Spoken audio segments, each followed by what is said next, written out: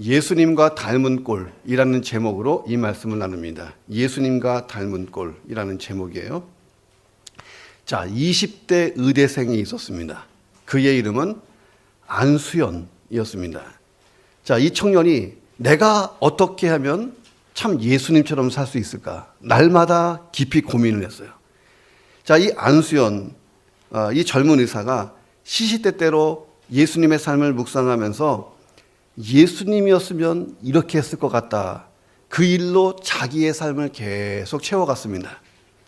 자, 사람의 몸만 고치는 이것은 소용이 없다는 생각이 들어서 찾아오는 환자들에게 짧지만 복음을 전했습니다. 자, 나는 복음을 듣기 싫소 하고 사람이 거부하면 신앙 서적을 주고 말씀 CD를 선물하고 그렇게 했습니다. 급한 환자가 있다고 연락이 오면 새벽에도 마다하지 않고 찾아가서 극진히 진료를 했습니다.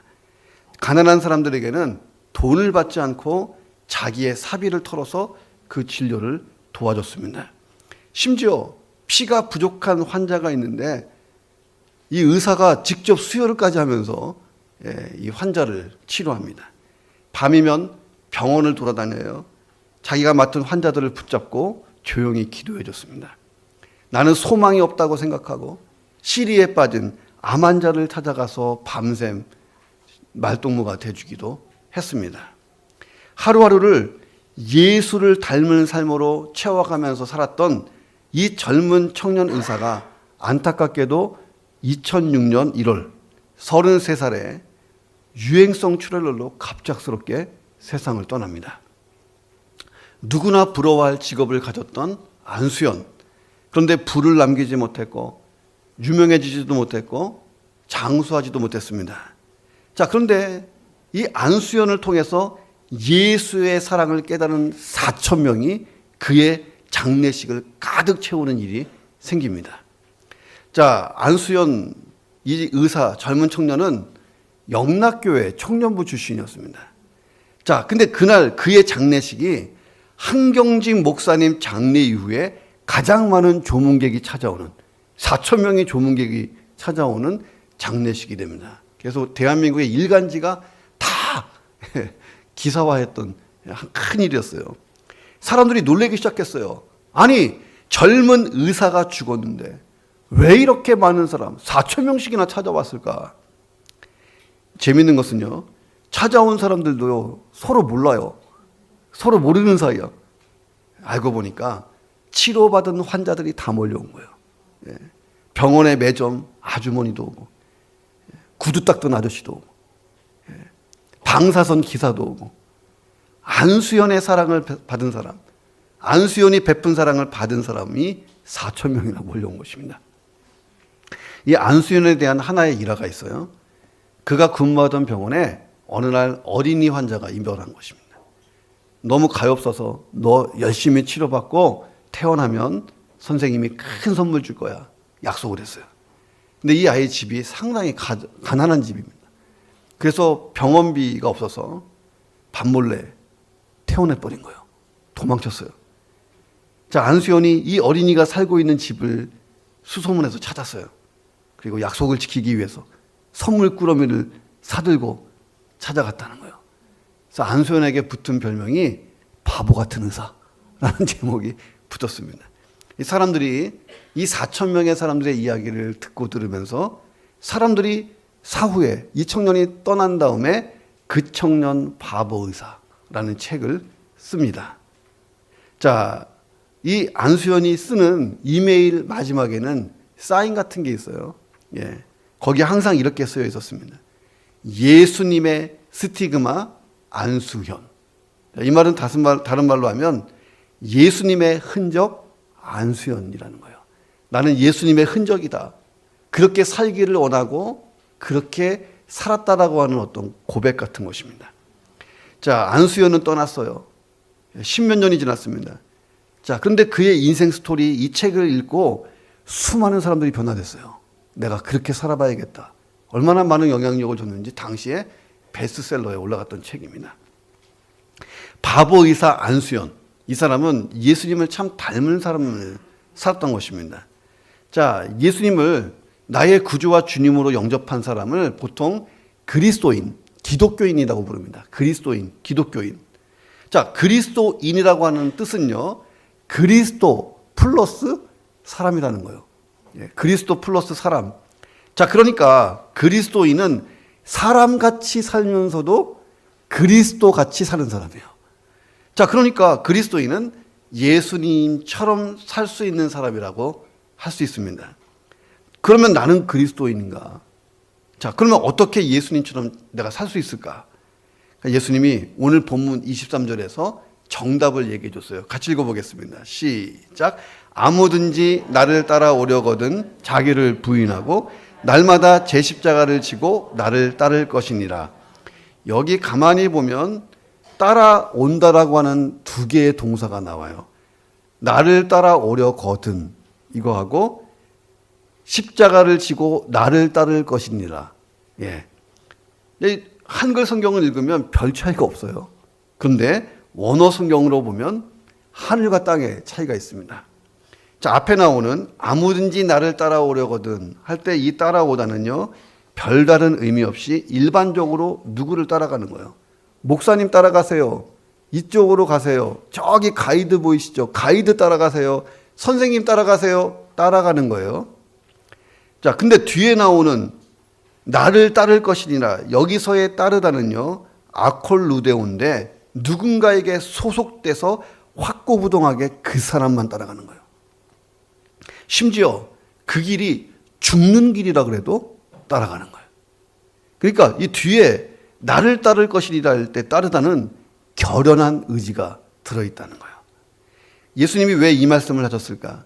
예수님이 이제 예수 믿고 신앙생활하는 사람 중에 딱 두 부류가 생긴다는 거예요. 교회 안에 딱 이 두 부류가 있다는 거예요. 첫 번째 부류는 아무런 결단도 없이 습관적으로 교회를 다니는 사람이 있다는 거예요. 자, 교회를 출석하느라고 왔다 갔다는 하지만 결단이 없어요. 자, 이런 사람을 비유해서 생긴 말이 있어요. 뭐냐면 성전 마당만 밟고 가는 사람. 이런 제목이 있어요. 성전 마당만 밟고 가는 사람. 이 성전 안에 들어왔으면 이 안에 있는 막 생명의 능력을 막 경험하고 신앙의 깊은 체험을 하고 가야 되는데 그냥 마당만 밟고 간다는 거예요. 근데 또 한 부류가 있는데 이 사람들은 적극적으로 신앙의 세계를 누빌 거라는 거예요. 누빈다. 성전 안으로 들어가서 생명의 능력을 막 경험하는 사람들이랍니다. 자, 이 사람들이 예수님과 닮은 꼴이 되어간다는 거예요. 내가 그리스도인이라면 지상 최대의 과제가 생겼다는 거예요. 그건 뭐냐면 예수님과 닮는 거예요. 닮은 꼴이 되는 것.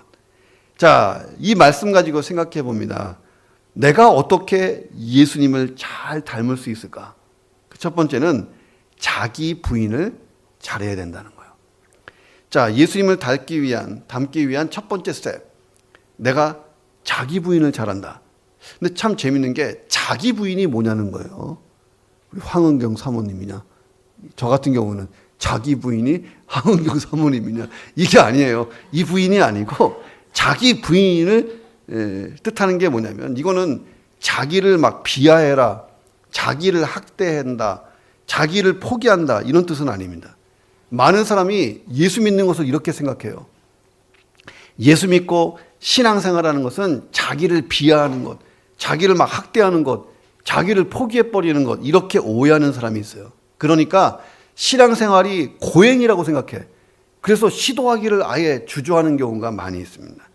때로는 내가 열심히 신앙생활 못할 때 스스로 막 실망하고 좌절하기도 합니다. 심하면 이렇게 생각해요. 나는 예수 닮기 틀렸다. 그냥 살자. 이런 사람도 있다는 거예요.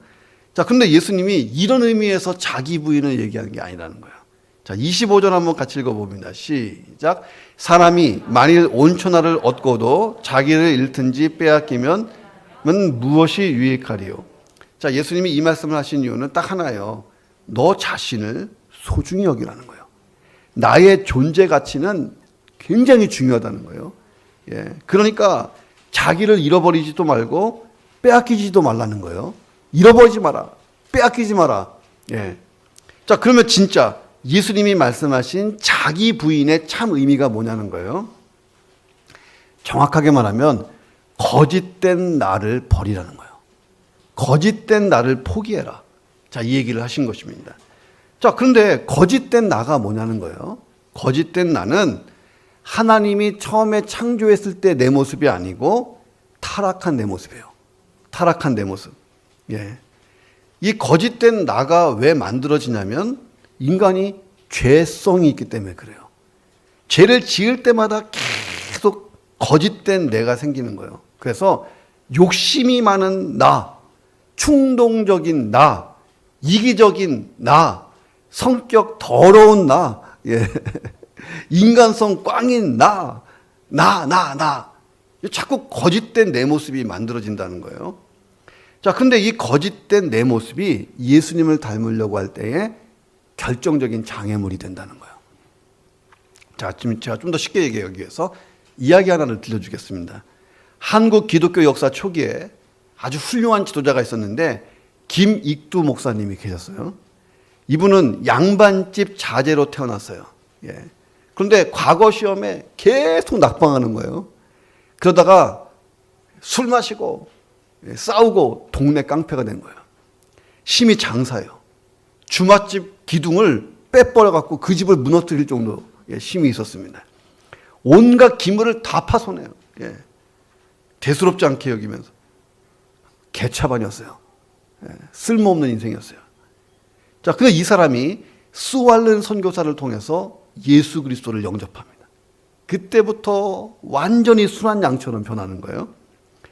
이 사람이 어느 날 동네 사람들에게 부고장을 돌렸어요. 사람 죽었다고. 그 부고장에 뭐라고 써 있었냐면 김익두 사망 이렇게 써 있었어요. 야, 동네 불량 청년들이 다 모여가지고 야, 김익두가 죽었댄다. 야, 말도 안 되는 소리 하지 마라. 저 봐라, 저 성경책 들고 전도하러 다니는데 뭐 죽기는 뭘 죽었냐. 예. 그래서 실험해 보려고 양동이에 물을 이빨이 남아갖고 김익두에게 팍 뿌렸어요. 김익두가 차가웠다 그러니까 에이, 죽기는 뭘 죽어, 살았네 했어요. 김익두가 웃으면서 말했어요. 너희는 오늘 옛날에 김익두가 죽은 것에 감사해라. 그 김익두가 살아있었으면 너희들은 요절났다 했다는 거예요. 과거에 이 김익두에게 고통당했던 사람들이요, 이 사람이 기독교인이 됐다는 게 믿어지지가 않는 거예요. 뺨을 때려보고 침도 뱉어보고 했던 거예요. 그때마다 이 김익두가 예수의 사랑으로 용서했다는 거예요. 야, 이 김익두는 평양신학교를 졸업을 했고 신천교회 목사가 돼서 평생을 섬깁니다. 장로교 총회장까지 했어요. 전국교회 부흥회를 776번 인도하고 28,000번의 설교를 합니다.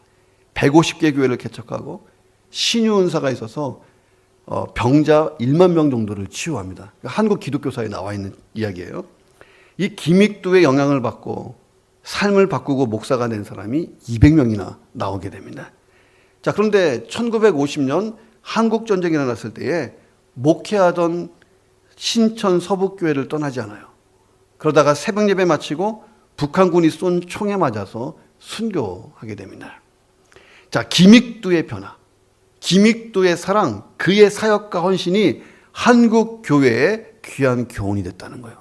김익두가 뭐 했습니까? 자기 부인에 성공했다는 거예요. 예. 그런 김익두가 이런 김익두로 바뀐 거예요. 이게 자기 부인이야. 죄를 지을 때마다 더 타락하고 더 추악한 깡패의 삶을 살았는데 그가 예수 그리스도를 영접하고 내가 예수를 닮겠다고 작정한 이후로부터 거짓된 김익두, 옛날 김익두를 계속 버린 거예요. 진짜 김익두를 찾아간 거예요. 뭐예요? 하나님이 참 기뻐하는 모습. 그러니까 신앙생활이 뭐냐? 참된 나를 찾는 거예요. 그러니 세상 모든 사람보다 신앙생활 바로 하는 사람이 똑바르게 될 확률이 높은 거예요. 왜? 진짜 내 모습을 찾아가니까요. 참된 내 모습의 마지막 결정판이 뭐냐? 예수님 딱 닮은 모습인 줄로 믿습니다. 참된 나의 모습이 예수님과 닮은 꼴이라는 거예요. 그러니까 참된 나는 하나님이 기대하시는 나예요. 하나님이 기대하시는 나. 자, 하나님이 기대하시는 모습에 100% 똑같이 하신 분이 예수님이에요. 자, 하나님이 기대하시는 나는 그래서 예수님을 참 많이 닮은 모습이어야 한다는 것입니다. 영성학자들이 얘기하는 거예요. 참된 나를 찾기 위해서는 거짓된 나를 포기하고 버려야 된다는 거예요. 그런 점에서 예수님이 말씀하신 자기 부인은 부정적이지 않아요. 내가 자기 긍정을 위해서 자기 부정의 작업을 하는 거다 하는 거예요.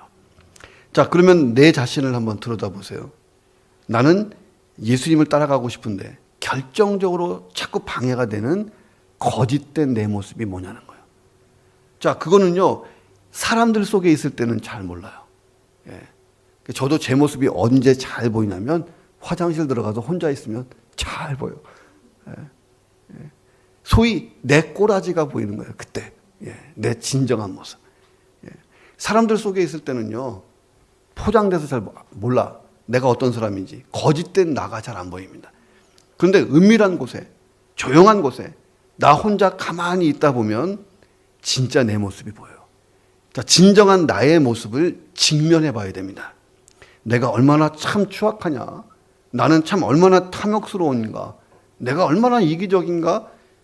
참 내가 이 도끼, 이 살기가 있다. 자, 이런 게 다 보여요.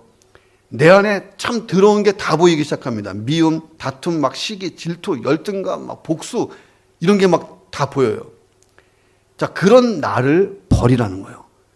그리고 경계, 조심하라는 거예요. 나의 약점을 잘 보라는 거예요. 이것 때문에 예수님 닮기가 참 어렵다는 것입니다. 자, 거짓된 나를 발견했으면 거기서 실망하고 좌절하면 끝나면 안 됩니다. 그때부터요, 상상을 하는 거야. 무슨 상상? 예수님 닮은 내 모습을 상상하는 거예요. 참된 나의 모습을 찾아가는 거예요. 자, 그러기 위해서 우리가 말씀을 묵상하고 예수님을 계속 생각합니다. 자, 토마스 하디라고 하는 사람이 쓴 책이 있는데 환상의 여인이라는 작품입니다. 이 작품에 참 재미있는 얘기가 나와요. 자, 어떤 시인을 마음속으로 사모하는 여인이 있었어요. 이 여인은 이 시인을 본 적이 없어. 이 시인이 쓴 시만 봤어요. 근데 이 시를 보면서 이 시인이 어떤 사람일까 막 궁금해하면서 시인을 좋아하고 사랑하고 그 모습을 막 상상하기 시작했어요. 어느 날 아들을 낳았어요. 근데 그 아들이 상상 속의 시인하고 딱 닮은 거예요. 너무 심각하게 듣지 말고 문학작품이에요. 문학작품. 있었던 얘기가 아니고. 근데 자기 남편이요 막 오해하는 거예요.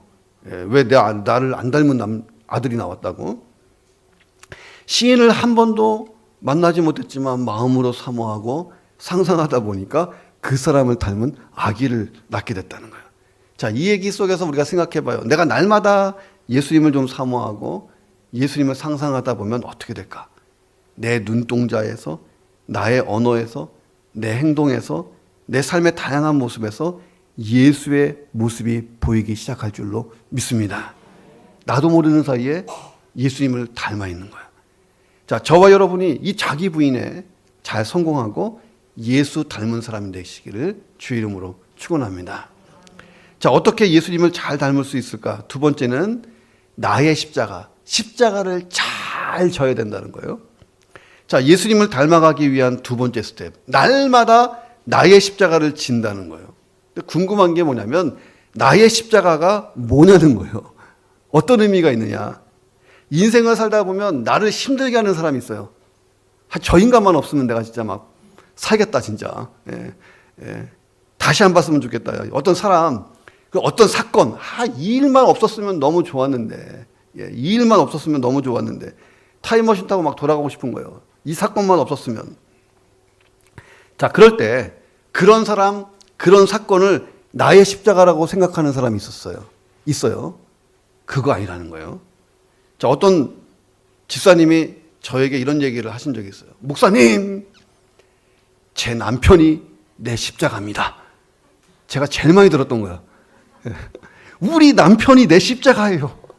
그 다음으로 많이 들은 거, 우리 시어머니가 내 십자가예요. 내 십자가. 내가 속썩이는 내 아들, 딸이 내 십자가입니다. 이 얘기 제일 많이 들었어요. 또 어떤 사람은 내 이 몸의 질병이 나의 십자가입니다. 이렇게 얘기하기도 하고, 어떤 사람은 부실 경영 때문에 빚에 허덕이는 내 이 사업이 나의 십자가입니다. 이렇게 얘기도 하고, 심지어는 이런 얘기도 있었어요. 한때 한국에 부동산 막 올라갈 때 목사님 팔리지 않는 이 집이 내 십자가입니다. 이렇게 얘기하시는 분도 있었어요. 이거 다 아니라는 거야. 잘못 생각하고 있다. 자, 어떤 형제가 있었는데 십자가 목걸이를 하고 목사님께 인사하러 왔어요. 그러니까 목사님이 이렇게 권면했어요. 형제님, 십자가는요 달고 다니는 게 아니라 지고 다니는 거예요. 형제가 가만히 생각하더니 예 목사님, 십자가를 등 뒤로 딱 던졌어요. 예, 십자가 잘 지고 다니겠습니다 했다는 얘기가 있어요. 그러니까 예수님이 말씀하시는 내 십자가를 진다는 것은 이런 뜻이 아니라는 거예요. 자, 그러면 예수님이 말씀하신 십자가는 뭘까? 무슨 뜻이 있을까? 자, 예수님에게 있어서 십자가는요 하나님의 뜻이었어요. 어떤 뜻? 그건 죽음입니다. 예수님에게 있어서 십자가는 죽음이었어요. 그게 죽는 게 하나님 뜻이었어요. 왜? 온 인류를 구원하기 위해서 십자가에서 대신 죽는 거예요. 십자가 대속의 죽음. 자, 이게 예수님의 십자가였어요. 예수님의 삶은 그 십자가를 짊어지는 거였어요. 하나님의 뜻을 이루는 것. 그 예수님이 십자가에서 대속의 죽음을 마치면서 한마디 딱 하고 떠나시잖아요. 다 이루었다. 끝이었어요. 나의 십자가는 이런 거예요.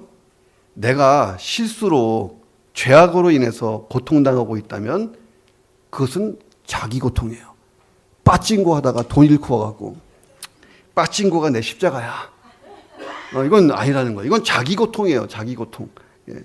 근데 하나님의 뜻을 이루기 위해서 고통을 내가 당하고 있다. 이게 내 십자가인 거예요.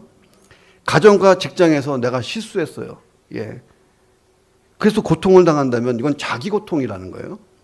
자, 근데 그리스도인으로서 바르게 살려고 하다가 부당한 고통을 받는다면 이게 내 십자가가 되는 것입니다.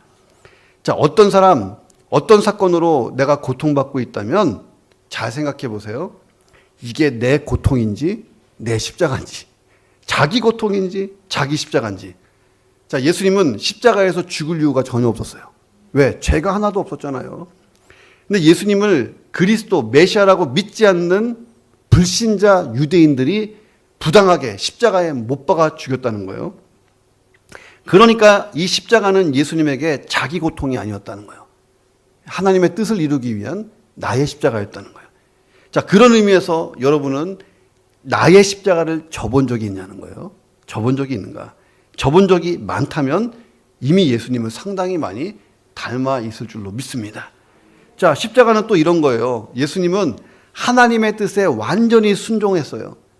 그리고 십자가를 지심으로 온 세상의 구주와 주님이 됐습니다. 그런데 예수님은 지금도 하나님의 뜻에 계속 순종하고 있어요. 자, 어떻게?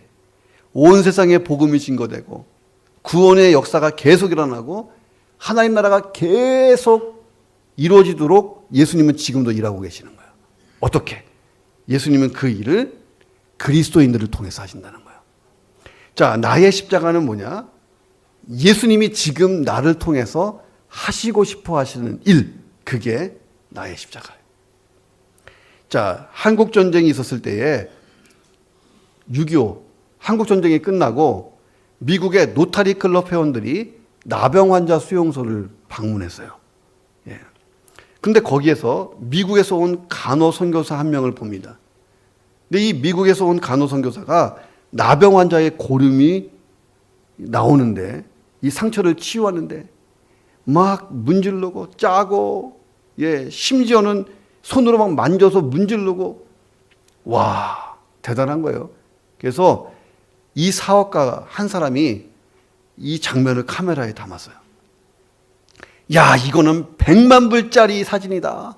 100만 불짜리 가치가 있어. 야, 누가 나에게 100만 불 줘도 나는 이 일 못한다 했어요. 그랬더니 간호 선교사가 일하다가 말고 사업가를 쳐다보면서 얘기했어요. 회장님, 실은요 저도 못해요. 깜짝 놀랐어요. 아니, 당신 지금 이 일을 하고 있잖아요. 간호사가 대답해요. 그리스도의 사랑이 저를 강권하시니까요 했다는 거예요. 이 여인의 고백이 나의 십자가라는 거예요. 예수님이 지금 이 여인을 통해서 나병 환자를 치료하고 있다는 거예요. 이게 나의 십자가라는 거예요. 그 청년 바보 의사 안상수를 통해서 4천 명의 사람을 예수님이 섬기신 거예요. 이게 나의 십자가라는 거예요. 꼭 대단하고 위대한 일이 아니라도 좋아요.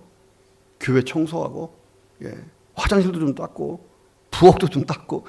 자, 지금 예수님이 나를 통해 하시고 싶어하는 일이라고 깨달아졌다면 하세요. 그게 나의 십자가라는 거예요. 누구를 사랑해야 된다면 사랑해주고, 누구 좀 도와줘야 된다면 한번 도와주고, 누구를 위로해야 된다면 가서 좀 위로해주고, 용서해야 된다면 가서 용서하고, 복음을 전해야 되면 가서 전하고, 누구와 좀 함께 있어줘야 된다면 가서 함께 있어주는 거예요. 그렇게 해보면 예수님을 닮을 줄로 믿습니다. 나의 십자가는 정리하면 내 인생을 향한 하나님의 뜻이에요.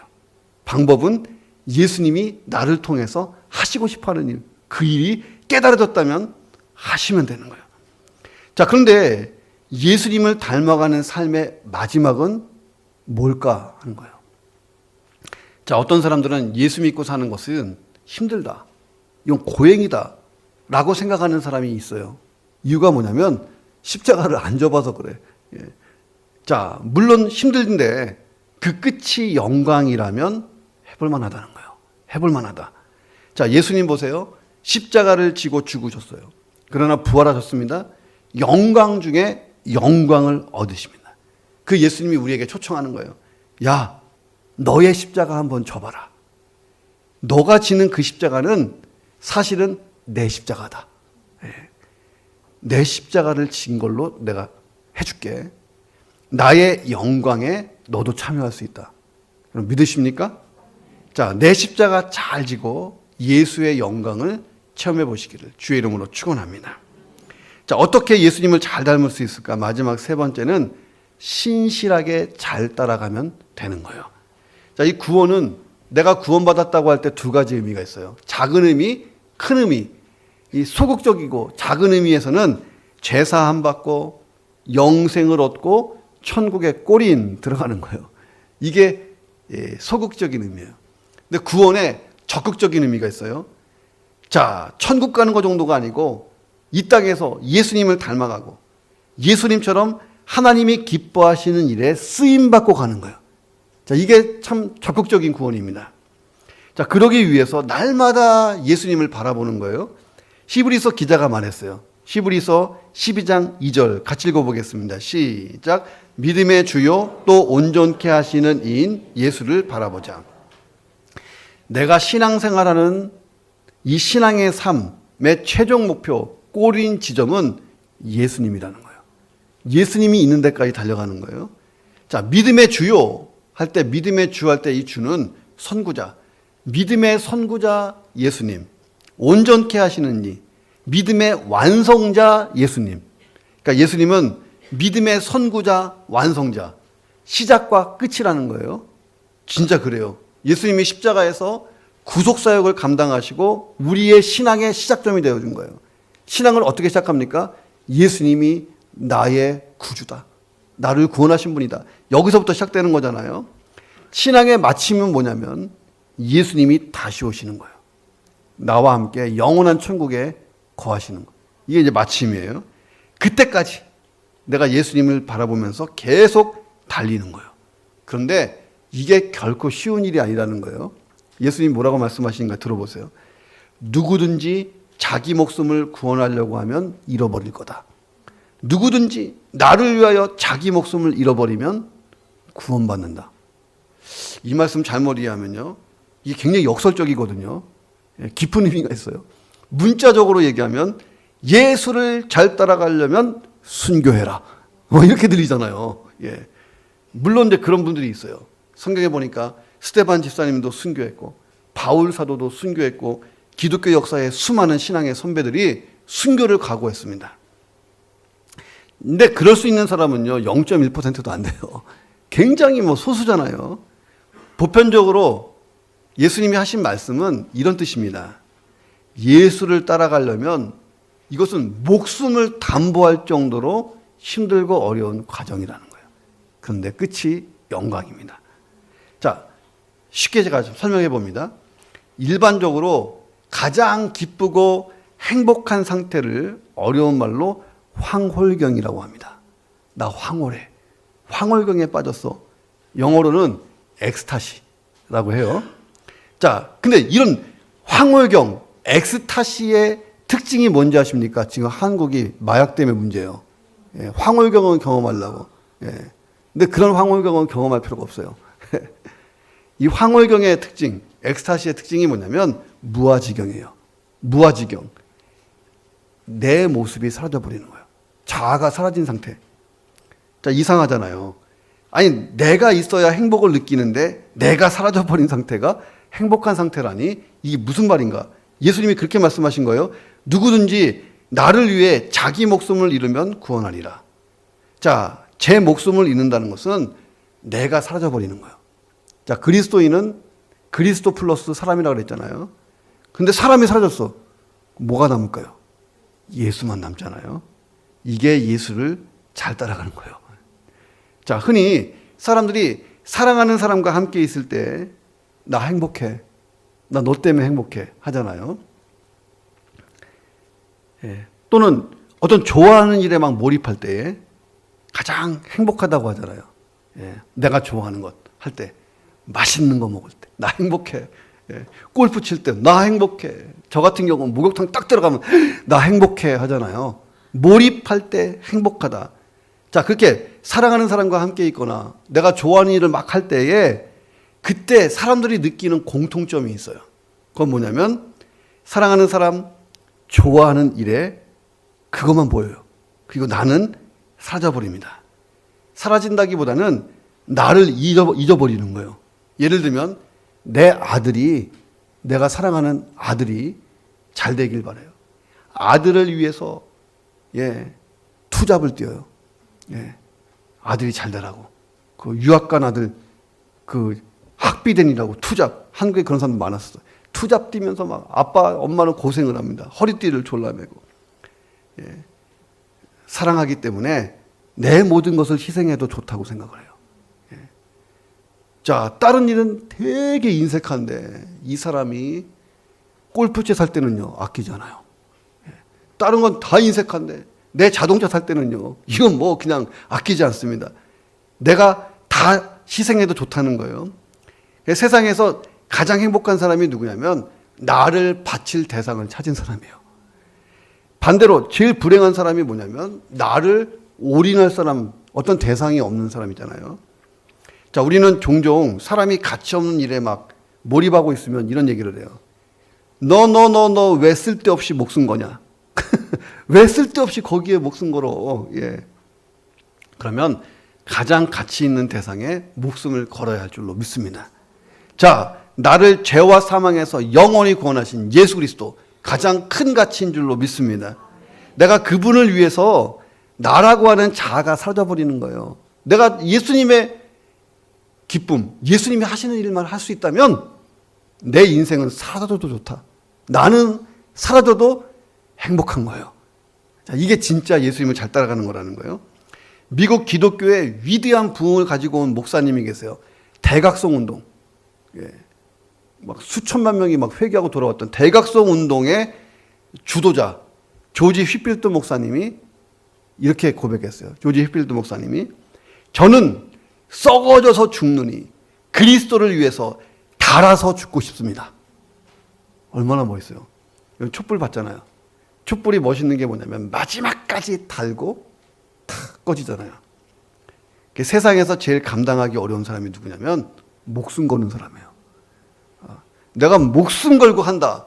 야, 이 사람보다 무서운 사람 없잖아요. 목숨 걸고. 그러니까 목숨을 건다는 것은 전부를 거는 거예요. 예수님을 잘 닮고 싶냐? 잘 따라가고 싶은가?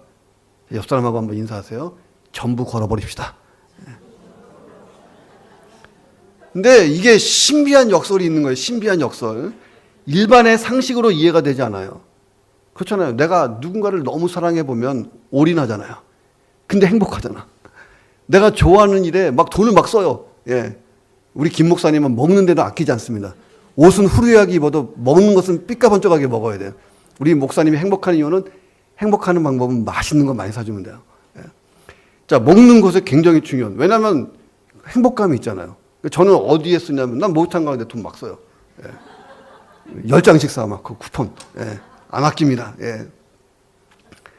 자, 나를 전부 걸었는데 놀라운 행복감이 있다는 거예요. 왜 그럴까? 내가 살아야 될 이유가 분명한 거야. 나는 이것을 위해 산다. 내 삶의 목적도 분명해. 나는 이것을 위해 간다. 분명한 거예요. 그러니까 기독교의 신앙의 시작이 뭐냐면 예수 그리스도가 나에게 어떤 분인가. 이 은혜를 깨닫는 데서 시작되는 줄로 믿습니다. 찬송가의 가사가 있잖아요. 나 같은 죄인 살리신 그 은혜 놀라와. 잃었던 생명 찾았고 광명을 얻었네. 큰 죄악에서 건지신 주 은혜 고마워. 나 처음 믿은 그 시간 귀하고 귀하다. 이제껏 내가 산 것도 주님의 은혜라. 또 나를 장차 본향에 인도해 주시리. 거기서 우리 영혼이 주님의 은혜로 해처럼 밝게 살면서 주찬양하리라. 자, 나의 사랑, 나의 전부가 되신 예수님, 올인하고 잘 따라가 보시고 행복하시기를 주의 이름으로 축원합니다. 자, 어느 날 미국 함대에 큰 일이 벌어졌어요. 태평양 한복판에서. 자, 해군 제독이 그 군함에 찾아온다는 거예요. 진짜 큰 행사잖아요. 자, 그런데 이 장성이 있었는데 이 장성이 계급장이 훼손됐습니다. 계급장이 훼손되는 사건이 벌어졌어요. 자, 좀 더 다시 정리하면 미국 큰 함대에 해군 제독이 참석해서 큰 행사가 열린 거예요. 그런데 이 해군 제독의 계급장이 훼손됐어요. 이렇게 찌그러진 거예요. 제독이 생각했어요. 내가 이대로 사열을 받을 것인가 고민하다가 참모들을 불렀어요. 야, 대장 계급장이 있는지 찾아봐라. 생각해 보세요. 바다 한가운데 대장 계급장이 어디 있어요? 있을 리 만무하잖아요. 그래도 마지막으로 기대하면서 선내 방송을 했어요. 사병들에게. 혹시 대장 계급장 가지고 있는 사람이 있다면 가지고 와라. 아무도 기대하지 않았어요. 설마 그런 사람이 있을까? 근데 마이크로 알린 지 10분도 안 됐을 때 이제 막 인간한 소위 한 명이 숨을 헛떡거리면서 대장 계급장을 들고 나타났어요. 해군 제독이 야, 다행이다 라고 생각하면서도 일개 소위가 대장 계급장을 왜 가지고 있냐고 궁금해서 물었습니다. 제가요, 소위로 인간할 때 국가를 위하여 헌신하고 꼭 대장의 지위까지 올라가라고 제 사랑하는 애인이 선물한 것입니다. 저는 이 계급장을 가슴에 품고 다니면서 제 의지를 불태웁니다 했다는 거예요. 이 소위가 훗날 2차 세계대전에서 맹활약한 미국의 체스터 윌리엄 니미츠 제독이라는 거예요. 자, 이 제독의 이름을 딴 항공모함이 건조될 정도였어요. 자, 이 사람은 원래 목표가 4성 장군인데 자기가 재위 기간에 5성 장군 해군 원수가 됩니다. 새로운 직책이 생긴 거예요. 꿈을 가지면 그 꿈을 담는 거예요. 내가 예수님을 닮으려고 밤낮 묵상하고 예수님처럼 살려고 하다 보면 어느 날 예수님처럼 닮아 있는 거예요. 자, 저와 여러분이 그런 닮은 꼴, 예수님을 닮은 꼴이 돼서 진짜 하나님이 기대한 인생을, 최고의 인생을 잘 살아보시기를 주의 이름으로 축원합니다. 기도하겠습니다. 하나님, 우리에겐 사명 또는 우리에게는 과제가 있습니다. 나를 구원하신 그 예수님, 내 인생의 전부가 되신 예수님, 죄와 사망에서 나를 건져내시고 영원한 천국으로 인도해 주신 예수님, 그 예수님과 닮은 사람 되게 하여 주옵소서. 그러기 위해서 자기 부인을 잘하게 하시고 내 십자가를 잘 지게 하시고 신실하게 잘 따라가게 하여 주시옵소서. 통성으로 한번 기도합니다. 하나님 아버지, 감사합니다. 우리를 사랑하시는 하나님, 우리가 예수님을 닮기를 간절히 사모합니다. 하나님, 거짓된 내 모습, 하나님이 기뻐하지 않는 내 모습, 일그러지고 망가진 내 모습을 버리게 하여 주옵소서. 내가 예수님을 따라가며 참된 내 모습, 예수님 닮은 거룩한 모습을 만들어가게 하여 주시옵소서. 하나님, 나의 십자가, 예수님이 정말 나를 통해 하시고 싶은 일, 하나님이 기대하신 일들을 할 수 있도록 도와주시옵소서. 신실하게 잘 따라가되 하나님, 썩어서 없어지는 게 아니라 닳아서 없어지는 하나님 고귀한 인생, 진실한 인생, 헌신된 인생 살 수 있도록 도우시고 역사해 주시옵소서.